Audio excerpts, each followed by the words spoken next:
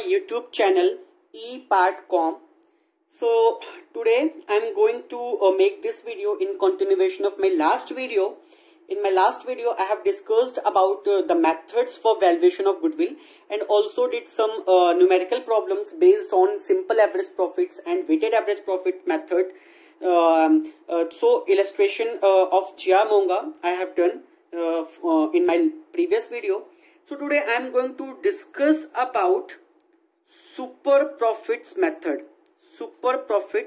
method of valuation of goodwill. So as the name itself suggests that super profit. So first of all we have to understand the meaning of super profit, that what super profit is. So अगर मैं simple term में बोलूँ, if I'll tell you in the simple term, अगर मैं in simple term में बोलूँगा तो the excess of super profit means the excess of the average profits, the excess of the average profits. Average profits को हम क्या कहते हैं? Future maintainable profits भी हम बोलते हैं. So the excess of future average profits over the normal profit, over the normal profit is called super profit. इसका क्या मतलब है? इसका मतलब है when the performance of all the business entities with same amount of capital employed in an industry is compared together, a few reputed and well managed entities would be found making large profits. इसका क्या मतलब है कि suppose that ये कोई industry है, इसमें different businessman हैं, डिफरेंट प्रोप्राइटर्स हैं, बिजनेस करने वाले लोग हैं. इन्होंने under the same industry same तरह की कैपिटल एम्प्लॉयड इन्होंने यूज की है. It means that the same amount of capital employed use करने के बाद जो इंडस्ट्री में नॉर्मल प्रॉफिट हो रहा है वो सबको, मतलब नॉर्मल प्रॉफिट जो इंडस्ट्री में है वो सबको इक्वल हो रहा है. बट कोई फर्म ऐसी है या कोई एक बिजनेसमैन ऐसा है जो एक्स्ट्रा प्रॉफिट अर्न कर रहा है. अगर इनको नॉर्मली 10,000 का प्रॉफिट हो रहा है तो he is earning 15,000 profit. He is earning 15,000 profit. So whatever extra profit is earned over and above the normal profits which are earned by the firms in the same industry under the same condition with the same amount of capital, that is your super profit. So super profit means simply अगर मैं इसको math फॉर्मूले के तौर पर लिखूं तो super profit means average profit या जिसको हम बोलते हैं future maintainable profit minus normal profit, जो कि बिजनेसमैन जो नॉर्मल कंडीशन में सेम इंडस्ट्री में सेम तरह के जो बिजनेसमैन है, फर्म्स हैं, वो अर्न कर रहे हैं. That is your super profit. So when we use the method to calculate the goodwill for super profit, so the formula is goodwill is equal to super profit multiplied by number of years of purchase. ठीक है. So before discussing the components of super profit, first of all I will tell you the steps to calculate the value of goodwill using super profit method. I will just tell you the few simple steps so as to you will be able to calculate the value of goodwill. So steps to calculate goodwill using super profit method. So first of all what you have to do, step first is calculate future maintainable profit. सबसे पहले हमको क्या करना है, first of all you have to calculate future maintainable profit, क्योंकि ये हमारी average profit की बात है. हमारा जो सुपर प्रॉफिट है that is the difference between average profit and net profit, normal profit. So first of all you have to calculate average profit. So average profit मतलब वही हमारा है future maintainable profit. Now you have to calculate normal profit. So for normal profit का formula क्या होता है? Normal profit is equal to capital employed multiplied by normal rate of return. So first of all you have to calculate capital employed. यहाँ पे हम average capital employed की बात कर रहे हैं. Please mind it, I am not talking about capital employed, I am talking about average capital employed. हम यहाँ पे average capital employed की बात कर रहे हैं. ठीक है. So second step is you have to calculate average capital employed. अभी मैं इसी वीडियो में बताऊंगा कि आपको कैसे कैलकुलेट करना है, how to calculate capital employed. अभी मैं आगे इसी वीडियो में कंटिन्यू करूंगा कि that how to calculate average capital employed. Third step is calculate normal rate of return. Then you have to calculate normal rate of return. Generally capital employed or normal rate of returns are given to you in the question, हमको question में दिए होते हैं, but if it is not given in the question you have to calculate using some formula, जो कि हम formula है वो अभी हम बताएंगे कि कैसे इसको कैलकुलेट करना है. This is also I will tell you later. Now the fourth step is calculate normal profit. Normal profit कैसे कैलकुलेट करेंगे? नॉर्मल प्रॉफिट हमारा कैलकुलेट होगा average capital employed multiplied by normal rate of return. So this is the method to calculate the normal profit. Now you have to calculate super profit. You have to calculate super profit. Super profit कैसे calculate करेंगे? मैंने ऊपर भी बताया है that super profit is equal to average profit या future maintainable profit minus normal profit. सो FMP minus normal profit. जब दोनों का डिफरेंस लेंगे so that will be your super profit. Now again the sixth and last step is calculate the value of goodwill using the formula super profit multiplied by number of years of purchase. Number of years of purchase. So this is the method, this is the formula to calculate the value of goodwill. So you have to follow these simple steps, these 6 steps to calculate the value of goodwill using super profit method. Now one by one I will tell you the different steps को मैं deeply discuss करने वाला हूँ in this particular video. And उसके बाद मैं एक question भी करूंगा जिससे आप लोगों को बिल्कुल क्लियर हो जाएगा कि सुपर प्रॉफिट मेथड को यूज करके हम गुडविल कैसे कैलकुलेट करते हैं. Now our first step was calculate FMP. हमारा पहला स्टेप क्या था? हमको FMP कैलकुलेट करना था. FMP कैलकुलेट करना मैंने already discussed in my previous video. Already discussed, इसको फिर से अगेन मैं डिस्कस नहीं करने वाला हूं. It is already discussed in my previous video. Now the second step is calculate capital employed. Capital employed ये हमारे लिए एक बड़ा टास्क है. This is the major task in calculation of goodwill, evaluation of goodwill. Capital employed को see normally हमको question में दिया होता है, बट इसको हमें कैलकुलेट अगर करना हुआ तो हम कैसे कैलकुलेट करेंगे? I am telling you. Capital employed को कैलकुलेट करने के हमारे पास दो अप्रोचेस हैं. पहला है असेट साइड अप्रोच, जिसपे हम असेट साइड से स्टार्टिंग करते हैं, असेट साइड के आइटम्स को लेकर के चलते हैं. और दूसरा है liability side approach.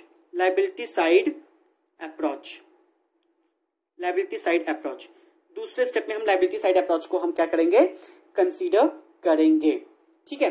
So here हम पहले एसेट साइड अप्रोच को डिस्कस करते हैं कि एसेट साइड अप्रोच को यूज करके हम कैपिटल एम्प्लॉयड कैसे कैलकुलेट करते हैं.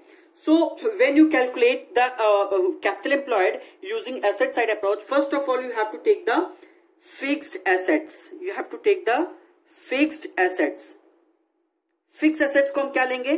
मार्केट वैल्यू पर लेंगे. मार्केट वैल्यू हमेशा याद रखना कि फिक्स एसेट्स जो भी है हमारी, उससे हम मार्केट वैल्यू पे लेंगे, not at book value. But if market value is not given in the question, it has been assume कि जो हमारी बुक वैल्यू है वही हमारी क्या है? Market value. उसको हम ट्रीट करेंगे. Because in the absence of any information regarding the market value, whatever book value is given in the question, that will be your market value. Now one more thing is there. While taking fixed assets you have to exclude goodwill, because हम यहाँ पे goodwill ही calculate कर रहे हैं. सो जब हम goodwill calculate कर रहे हैं तो whatever value of goodwill is given in the balance sheet, that is not considered at all in the fixed assets. हम fixed assets में प्लांट एंड मशीनरी लेंगे, जितने भी fixed assets हैं उनको हम लेंगे एक्सेप्ट गुडविल. गुडविल को हमें इसमें से इग्नोर करना है. अगर गुडविल उसमें दिया है तो यू हैव टू एक्सेप्ट. यहाँ पे डिडक्ट नहीं करना है क्योंकि हमको उसको कंसीडर ही नहीं करना है. भूल जाना है कि उसमें गुडविल दिया भी था. Except goodwill. हमें सारी फिक्स एसेट्स लेनी है एक्सेप्ट गुडविल. ठीक है. Now you have to take current assets. Current assets at market value. Current assets को भी हम क्या करना है, मार्केट वैल्यू पे लेना है। जैसे कि डेटर्स हैं तो डेटर्स में से हमको बैड डेट्स वगैरह माइनस करके जो भी उनकी मार्केट वैल्यू होगी वो हम क्या करेंगे, लेंगे, उसकी वैल्यू लेंगे। ठीक है, तो जब इन दोनों को fix assets plus current assets हम करेंगे तो हमारा आ जाएगा total assets, total tangible assets, total tangible assets. जो भी हमारी टेंजिबल एसेट्स आ गई हैं उसमें से हम माइनस करेंगे एक्सटर्नल लायबिलिटीज। एक्सटर्नल लायबिलिटीज याद रखना कि हमेशा हम एक्सटर्नल लायबिलिटीज की बात करते हैं, यहां से डिडक्ट करते हैं। जैसे हमारे पास डेट हो गया, लॉन्ग टर्म डेट हो गया, डिवेंचर्स हो गए, ठीक है। उसके बाद करंट लायबिलिटीज में जैसे कि क्रेडिटर्स हो गए, बिल्स पेबल हो गए, शॉर्ट टर्म करंट लायबिलिटीज जैसे कि कुछ प्रोविजन फॉर टैक्स वगैरह हो गया। ठीक है, तो ये जो हमारी एक्सटर्नल लायबिलिटीज हैं हम उनको ही डिडक्ट करेंगे। यहां पर हमारी शेयर कैपिटल है, शेयर कैपिटल में इक्विटी शेयर कैपिटल है, प्रेफरेंस शेयर कैपिटल है, वो यहां पर डिडक्ट नहीं होगा। हमारा रिजर्व्स एंड सरप्लस है वो यहां पर डिडक्ट नहीं होगा। सिर्फ और सिर्फ एक्सटर्नल लायबिलिटीज की बात मैंने की है। जो एक्सटर्नल लायबिलिटीज है, डेट हो गया, डिवेंचर हो गया, लॉन्ग टर्म लोन हो गया, क्रेडिटर्स हो गया, बिल्स पेबल हो गया, उन्हें हमें यहां पर क्या करना है, डिडक्ट करना है। तो जब हम यहां पे इसको डिडक्ट करेंगे तो वो हमारा क्या आ जाएगा, यहां पर हमारा आ जाएगा ट्रेडिंग कैपिटल। यहां पर हमारा क्या आ जाएगा, ट्रेडिंग कैपिटल एम्प्लॉयड या tangible capital employed, trading capital employed, जिसको हम क्लोजिंग कैपिटल एम्प्लॉयड भी बोल सकते हैं। यही हमारा क्या है, क्लोजिंग कैपिटल है। ये हमारा क्या है, क्लोजिंग या ट्रेडिंग कैपिटल एम्प्लॉयड। जब हम इसको हम एडजस्ट करेंगे तो ये हमारा क्या आ जाएगा, क्लोजिंग कैपिटल एम्प्लॉयड। अच्छा, इस चीज के लिए हमको कुछ बातें भी ध्यान में रखनी है जो मैं डिस्कस करने वाला हूं। नोट, आप इस चीज को ध्यान में रख लें। सबसे पहली चीज क्या है कि net tangible assets are calculated on the basis of items in the last balance sheet. Net assets are calculated on the basis of last balance sheet. Last balance sheet. जैसे कि सपोज 2019 और 2018 की बैलेंस शीट दी हुई है, तो इसका मतलब क्या है कि 2 साल की कंपेरेटिव बैलेंस शीट दी, तो हमको इस साल को इग्नोर करना है। सिर्फ और सिर्फ लास्ट ईयर की जो हमको है बैलेंस शीट के फिगर्स को, उसी फिगर्स को कंसीडर करने हैं to calculate the net assets. दूसरा पॉइंट है revalued net assets. Revalued net assets, इसका क्या मतलब है कि वही मार्केट वैल्यू को हमको लेना है। The fixed assets, current assets और the external liabilities may be revalued at current prices और द नेट रियलाइजेबल वैल्यू। ठीक है, रिवैल्यू कर सकते हैं उसको, या तो हमको नेट रियलाइजेबल वैल्यू लेनी है या जो भी उसका रिवैल्यू करके करंट प्राइसेस है उससे हमें कंसीडर करना है। थर्ड है ट्रेडिंग कैपिटल में हमें जो नॉन ट्रेडिंग इन्वेस्टमेंट्स हैं, non trading investments are not taken in fixed assets. जब हमने ऊपर फिक्स एसेट्स की बात की थी, यहां पर जब हमने फिक्स एसेट्स की बात की थी, फिक्स एसेट्स हमको लेनी मार्केट वैल्यू पे, so in this fix assets you have to ignore non trading investments. हमें उसमें से नॉन ट्रेडिंग इन्वेस्टमेंट्स को एक्सक्लूड करना है, हमें नॉन ट्रेडिंग इन्वेस्टमेंट्स इंक्लूड नहीं करना है। अब तुम कहोगे सर नॉन ट्रेडिंग इन्वेस्टमेंट्स क्या होते हैं, तो मैं कहूंगा कि whatever investments is given in the question, balance sheet में हमको जो भी इन्वेस्टमेंट्स दिए हैं, it has been assumed, it has been assumed that they are non-trade investments, non-trade investments। ठीक है, हमारे जो भी इन्वेस्टमेंट बैलेंस शीट में दिए हैं ये हमारी बेसिक एजम्पशन है, ये हमारी बेसिक एजम्पशन है कि वो हमारे नॉन ट्रेडिंग इन्वेस्टमेंट्स हैं। अब नॉन ट्रेडिंग इन्वेस्टमेंट्स और ट्रेडिंग इन्वेस्टमेंट में डिफरेंस है। ट्रेडिंग इन्वेस्टमेंट्स होते हैं जैसे कि सपोज दैट हमें जो है IRCTC की एजेंसी चाहिए, जैसे एजेंट्स होते हैं टिकट वगैरह बुक करते हैं, तो अगर मुझे आईआरसीटीसी की एजेंसी चाहिए कि मैं मतलब कि ऑथराइज्ड एजेंट बन जाऊं आईआरसीटीसी का, तो आईआरसीटीसी ने मुझे कहा ठीक है मैं तुमको अपनी एजेंसी दे दूंगा, मैं तुमको अपना एजेंट बना लूंगा, बट उसके लिए तुम्हें मुझे मेरे कुछ शेयर्स परचेज करने पड़ेंगे। तो इसका मतलब क्या है कि वो जो मुझे आईआरसीटीसी के इन्वेस्टमेंट्स के शेयर्स में इन्वेस्ट करना है वो मुझे अपने बिजनेस की वजह से करना है, क्योंकि मुझे उसका एजेंट बनना है, मुझे उस चीज का बिजनेस स्टार्ट करना है, तो उसकी वजह से मुझे उसके शेयर्स खरीदने पड़ रहे हैं, मैं कंपेल हो रहा हूं उसके शेयर्स को परचेज करने के लिए। तो they are called your trading investments, trade investments, ठीक है। ऑल दो आज के जमाने में कोई किसी को कंपेल नहीं करता है शेयर्स परचेस करने के लिए, तो इसीलिए हमारी बैलेंस शीट में जो भी इन्वेस्टमेंट्स दिए हैं वो हमारे क्या हैं, नॉन ट्रेड इन्वेस्टमेंट्स हैं। और नॉन ट्रेड इन्वेस्टमेंट्स को हमेशा हम फिक्स एसेट में से एक्सक्लूड करेंगे, उसमें हम उसे इंक्लूड नहीं करेंगे। सो ये हमारा क्या हो गया, एसेट साइड अप्रोच यूज करके हमने क्या किया, ट्रेडिंग कैपिटल को कैलकुलेट कर लिया है। सो this is the calculation of trading capital using asset side approach. Asset side approach का यूज करके हमने क्या किया, ट्रेडिंग कैपिटल हमने या क्लोजिंग कैपिटल हमने कैलकुलेट कर ली है। Now you have to calculate the capital employed using liability side approach.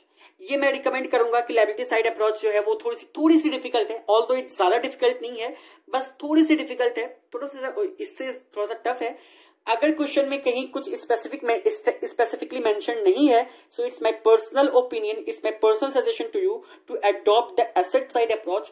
Otherwise you can, if it is specifically mention that you have to use this approach only, then it is you are helpless to adopt that particular approach. So liability side approach को use करके जब हम capital employed calculate करते हैं, so first of all the first step is take the paid up share capital. Paid up share capital, share capital की जब भी मैं शेयर कैपिटल की बात करता हूं तो इसका मतलब I am talking about equity share capital plus preference share capital. हमने दोनों शेयर कैपिटल की बात की है, equity plus preference share capital. Now in this paid up share capital you have to add various reserves, you have to add various reserves। हम various reserves इसमें add करेंगे, क्या क्या है उसमें, सरप्लस है, प्रॉफिट एंड लॉस अकाउंट का balance है, उसमें gain on revaluation of reserve है, gain on revaluation of assets है, ठीक है, उसमें हमारा जनरल रिजर्व है, जो भी हमारे वेरियस रिजर्व्स हैं, जो भी हमारे एप्रोप्रिएशन ऑफ प्रॉफिट्स हैं उसमें हमको ऐड करना है, और हमें लेस करना है क्या, debit balance in profit and loss account, debit balance of profit and loss account. उसके अलावा मिसलेनियस एक्सपेंडिचर्स अगर हमारे पास कोई हैं जो हमारे फिक्टिशियस एसेट्स हैं। अच्छा, यहां पे एक चीज और मुझे तुम्हें बताना था कि जब भी मैं एसेट साइड अप्रोच की बात करते हैं तो फिक्स एसेट्स में हमको फिक्टिशियस एसेट्स भी इग्नोर करके चलना होता है, क्योंकि फिक्टिशियस एसेट्स की कोई वैल्यू नहीं होती है। फिक्टिशियस एसेट्स वो एसेट्स होते हैं जिनकी कोई भी रियलाइजेबल वैल्यू नहीं है। सो ये चीज मैं बताना भूल गया था कि जब भी हम फिक्स एसेट्स की बात करते हैं तो उसमें हमें फिक्टिशियस एसेट्स को भी इंक्लूड नहीं करना होता है, जैसे प्रिलिमिनरी एक्सपेंसेस हैं, discount on issue of debentures है, या और भी हमारे जो है मिसलेनियस एक्सपेंडिचर्स हैं, ठीक है, वो हमारे क्या है, फिक्टिशियस एसेट्स हैं, उन्हें हमें इग्नोर करना है, उन्हें हमें इंक्लूड नहीं करना है, ठीक है। सो यहां भी हमको क्या करना है, debit balance of profit and loss account, miscellaneous expenditures not written off, after that loss on revaluation of assets if any, वो हमें क्या करना है, डिडक्ट करना है। सो ये हमारा जो आ जाएगा, ये हमारा आ जाएगा नेट एसेट्स, ये हमारा आ जाएगा नेट एसेट्स। जब इस चीज को हम इफेक्ट करेंगे, means paid up share capital में ऐड करेंगे वेरियस रिजर्व्स और लेस करेंगे लाइक डेबिट बैलेंस, जो भी हमारे फिक्टिशियस एसेट्स हैं उनको अगर हम लेस करेंगे तो वो हमारा आ जाएगा net assets. From this net assets you have to deduct goodwill, because हम गुडविल ही कैलकुलेट करें, तो any goodwill appearing in the balance sheet that will be deducted here. जब हम गुडविल को डिडक्ट करेंगे so that will be your tangible capital employed, tangible capital employed, ये हमारा जो रिजल्टिंग फिगर है वो टेंजिबल कैपिटल एम्प्लॉयड आएगा। उसमें से हमें लेस करना है non trading assets, non trading assets मतलब कि नॉन ट्रेडिंग इन्वेस्टमेंट्स, ठीक है, नॉन ट्रेडिंग इन्वेस्टमेंट्स हमको यहाँ पे डिडक्ट करना है। तो जब हम नॉन ट्रेडिंग इन्वेस्टमेंट्स इसमें से डिडक्ट कर देंगे तो हमारा आ जाएगा trading capital employed, trading capital employed. तो ये हमारी ट्रेडिंग कैपिटल एम्प्लॉयड या इसको हम बोल सकते हैं क्लोजिंग कैपिटल एम्प्लॉयड। तो ये फिगर हमारी जो ये फिगर है और ये फिगर है, दोनों फिगर क्या होंगी, सेम होंगी। ये भी हमारी ट्रेडिंग कैपिटल एम्प्लॉयड है यूजिंग एसेट्स अप्रोच और ये भी हमारी ट्रेडिंग कैपिटल एम्प्लॉयड है यूजिंग लायबिलिटी साइड अप्रोच। सो इस तरह से हमें क्या करना है, क्लोजिंग कैपिटल या ट्रेडिंग कैपिटल एम्प्लॉयड कैलकुलेट करना है। नाउ द क्वेश्चन अराइजेस कि भाई हमने कैपिटल एम्प्लॉयड तो कैलकुलेट कर लिया, लेकिन जो फॉर्मूला में है, फॉर्मूला में जब हम नॉर्मल प्रॉफिट कैलकुलेट करते हैं तो normal profit is equal to average capital employed multiplied by normal rate of return. तो ये एवरेज कैपिटल एम्प्लॉयड क्या है, तो ये एक मुश्किल टास्क है एवरेज कैपिटल को कैलकुलेट करना। ठीक है, सो एवरेज कैपिटल को कैसे कैलकुलेट करते हैं, this thing I am going to discuss. तो एवरेज कैपिटल कैसे कैलकुलेट करेंगे, एवरेज कैपिटल जैसे हम एवरेज प्रॉफिट्स कैलकुलेट करते थे, डिफरेंट ईयर्स के प्रॉफिट हमको दिए होते थे, P1 P2 plus P3 plus P4 4 साल के प्रॉफिट्स को हम ऐड करके डिवाइड बाय 4 कर देते थे simply, that will be your average profit. So इसी तरह से एवरेज कैपिटल कैसे कैलकुलेट करेंगे, पहले साल की कैपिटल, दूसरे साल की कैपिटल, तीसरे साल की कैपिटल, चौथे साल की कैपिटल, सपोज 4 साल की कैपिटल हमको दी हुई है तो हम 4 साल की कैपिटल को ऐड करके डिवाइड बाय 4 कर देंगे तो that will be your average capital. लेकिन प्रॉब्लम यही है कि क्वेश्चन में हमको डिफरेंट ईयर्स की कैपिटल को दिया ही नहीं होगा। ये जो क्वेश्चन में हमारा है वो डिफरेंट कैपिटल जो हमारी एम्प्लॉयड है डिफरेंट ईयर्स की, वो हमको दिया ही नहीं है। नाउ द क्वेश्चन अराइजेस कि जब हमको कैपिटल्स दी नहीं हुई हैं डिफरेंट ईयर्स की, तो हम यहां पर कैपिटल कैसे कैलकुलेट करेंगे। तो दूसरा मेथड है एवरेज कैपिटल को कैलकुलेट करने का। Average capital is equal to opening capital plus closing capital divided by 2।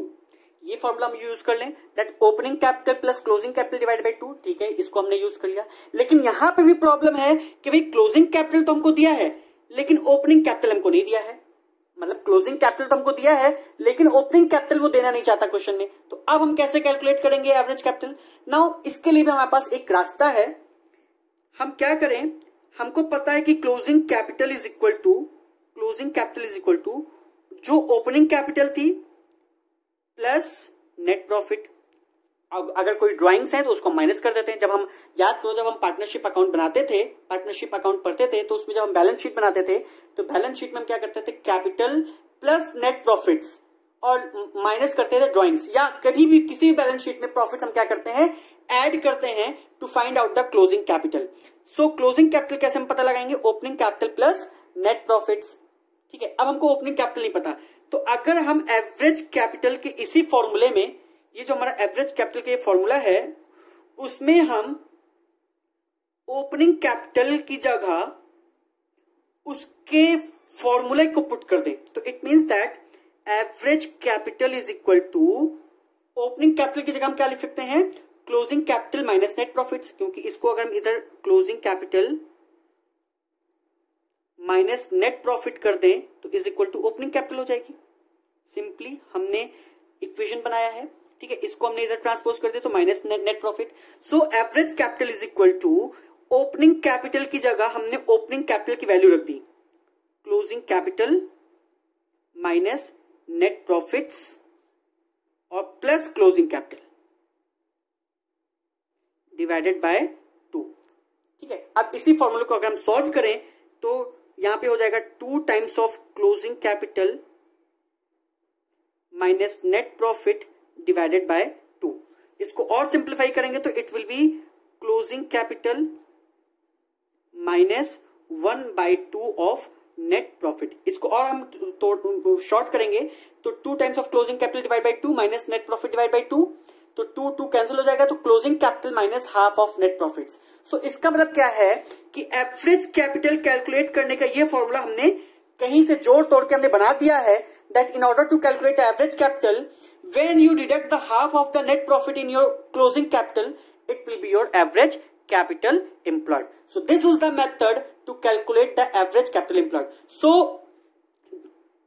previously जो मैंने capital employed निकाला था using asset side approach, capital employed जो हमने निकाला था जिसको हमने कहा था trading capital employed using asset side approach and liability side approach, तो ये यहां तक हमने कैलकुलेट किया था। तो यहां तक कैलकुलेट करने के बाद जब हम उस क्लोजिंग कैपिटल में half of the net profits minus कर देंगे तो that will be your average capital employed,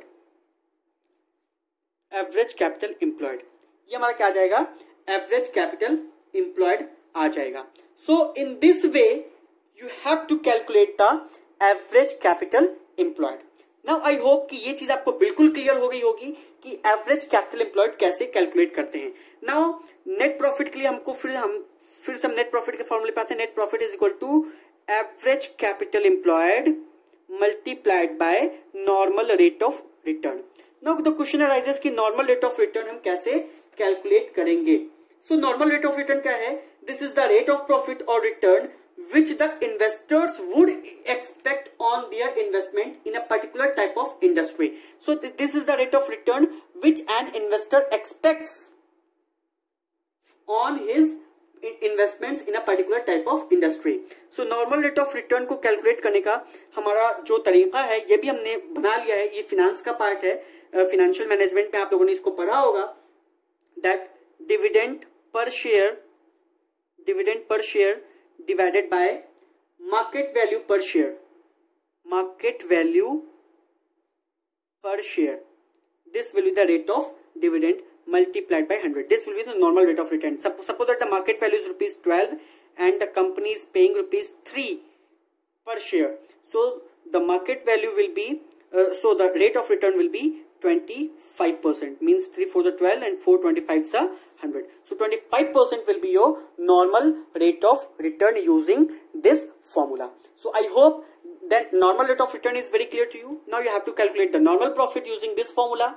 Again you have to calculate super profit. Super profit is equal to future maintainable profit minus normal profit. That will be your super profit. Again then you have to calculate the value of goodwill is equal to super profit multiplied by number of years of purchase. So इस तरह से हम क्या करेंगे, value of goodwill को calculate करेंगे.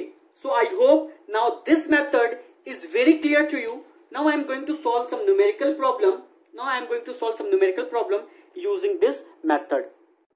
See, this is the illustration number 6 of GR Monga, page number 9.23. The following account balance have been extracted from the books of X Limited as at 31st March 2017. Credit side is given and debit side is given. It means that this is liability side and this is asset side given to you. Preference shares, equity share, reserves, debentures, goodwill, fixed assets, investments of 5% government loan, current assets, preliminary expenses, discount on debentures given to you. The average profit of a company after deducting interest on debentures and taxes is rupees 31,000. This is your average profit which is given to you. The market value of the machinery included in the assets is rupees 5,000 more. It means that this is the revalued figure of the machinery. उसमें 5,000 include करना है. Expected rate of return is 10%. Now यहाँ पे बहुत easy कर दिया है. Normal rate of return is given to you 10%. Calculate the value of goodwill at 3 times of the super profit. 3 times मतलब क्या है? 3 years purchase of the 3 years of purchase हमको क्या करना है? Super profits calculate goodwill हमें calculate करना है. So now first of all what you have to do? Now first of all the first step is calculate FMP.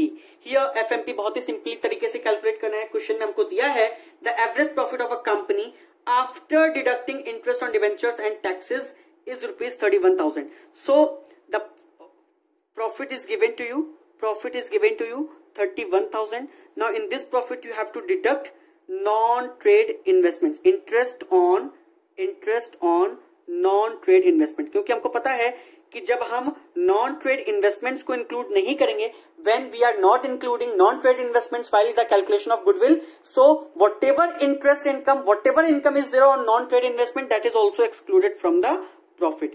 So the future maintainable profit is your 30,000. क्योंकि जब हम non-trade investments को include नहीं करेंगे, तो जब नॉन ट्रेड इन्वेस्टमेंट्स इंक्लूड नहीं करेंगे तो उससे होने वाली जो भी इनकम है वो भी हम फ्यूचर में एक्सपेक्ट करेंगे कि that income is not going to happen in the future. तो जब वो फ्यूचर में हमको होने वाला ही नहीं है तो उसको हम यहाँ पे क्या करेंगे, डिडक्ट करेंगे 1000. सो that will be your 30,000 is FMP. तो पहला स्टेप हमने कर लिया, calculation of future maintainable profit. यहाँ पे बहुत ही सिंपल था. All the future maintainable profit को कैलकुलेट करने का जो प्रोसीजर है वो मैंने डीपली एक्सप्लेन किया है in my previous video. You can go and see that calculation of FMP. Now the next step is, second step is calculate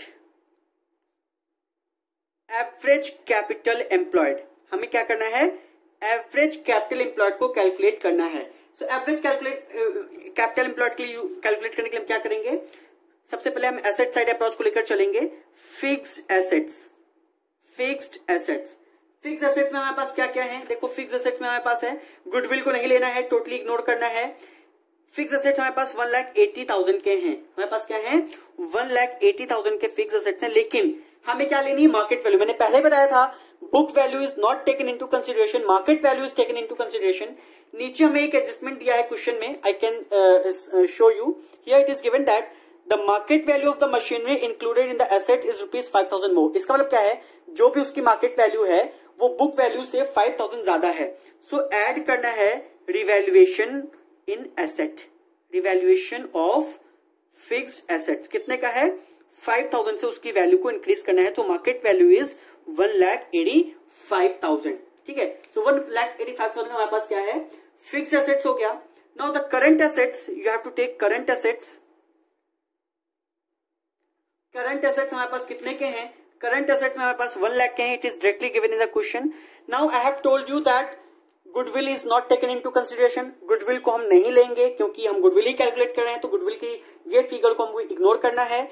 investments, क्योंकि मैंने पहले बताया था कि इन्वेस्टमेंट्स जो भी हैं वो हमारे नॉन ट्रेडिंग इन्वेस्टमेंट्स हैं, हमको उसे कंसीडर नहीं करना है।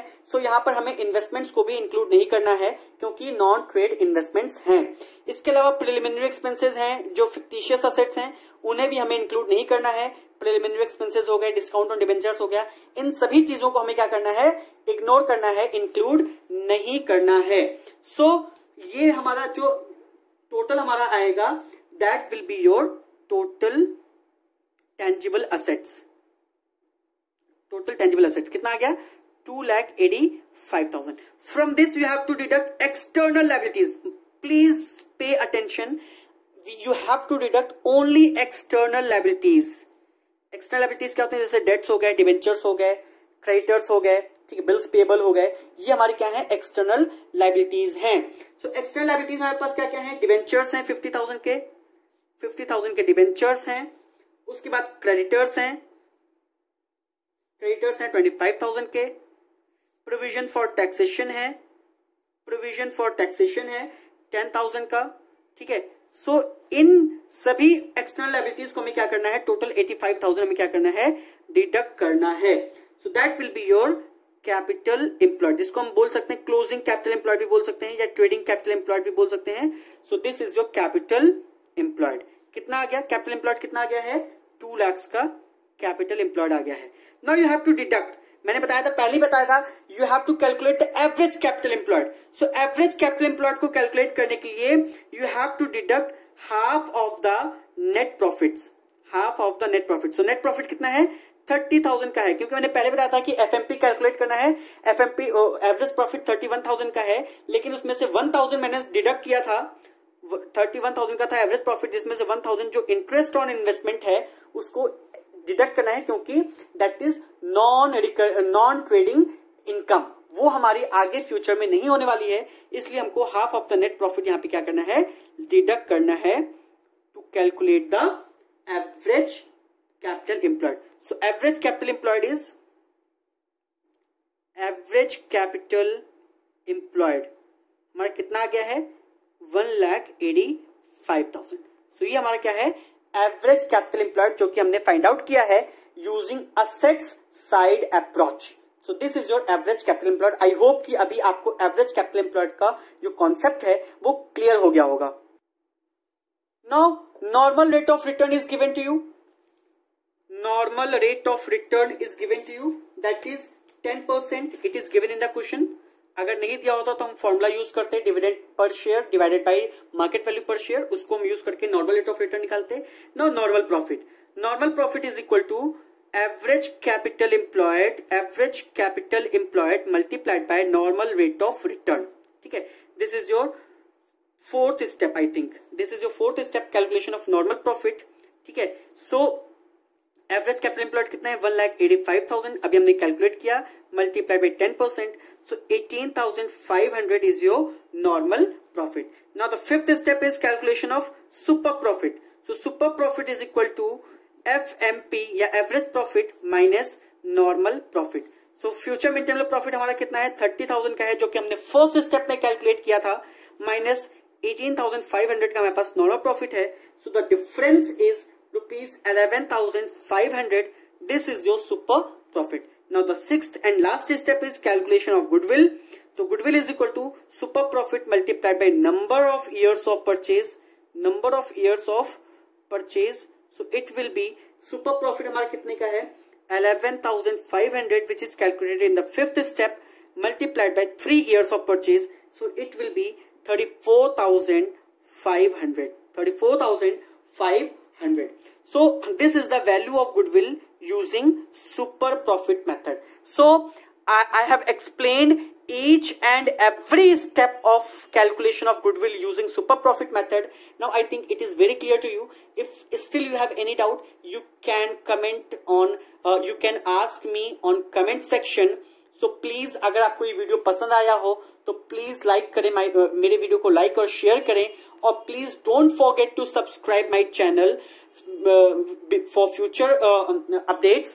मैं आगे और भी videos related to valuation of goodwill and related to corporate accounting मैं अपडेट करता रहूंगा अपने चैनल पर। सो प्लीज अगर अभी तक आपने मेरा चैनल सब्सक्राइब नहीं किया है, please go and subscribe my channel and don't forget to press the bell icon for future notifications. Thank you and have a good day.